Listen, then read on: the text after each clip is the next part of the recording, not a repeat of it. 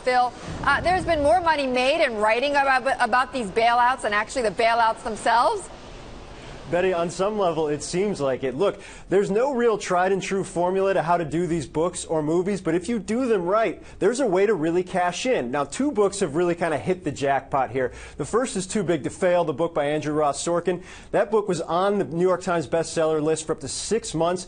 Sorkin signed reportedly a $700,000 advance, and it was turned into an HBO movie that I think was very well received. The other book, I think, without question, is The Big Short. Now, Michael Lewis been in the headlines a lot recently with his newest book. The Big Short was a huge success, more than 4 months on the New York Times bestseller list. A lot of lawmakers attributed it to helping the passage of Dodd-Frank. It has also been optioned for film, Betty, by Brad Pitt's film company. So there's a way to do it. Complex subject matter, but there is a way to do it.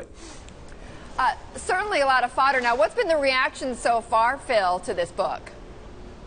Well, to Tim Geithner's book, I think we've started to see excerpts come out. People got copies over the last couple days. I think what's always interesting when it comes to kind of the Washington insider accounts is how much of it is score settling and how much of it is really trying to write history and make sure people know. I think when it came to the financial crisis, there's been kind of a steady stream of insider accounts. A lot of people have fared very well, both on the insider accounts and on the reported books. I think Hank Paulson absolutely has. His book was a New York Times bestseller. The Business Week documentary, Hank, 5 Years from the Brink, was very well received. And I think Geithner's been well received as well in some of these books. People look at these books as a way to set history, but also to kind of set their agendas. And I think both Paulson and Geithner, obviously with his most recent book, are certainly trying to do that.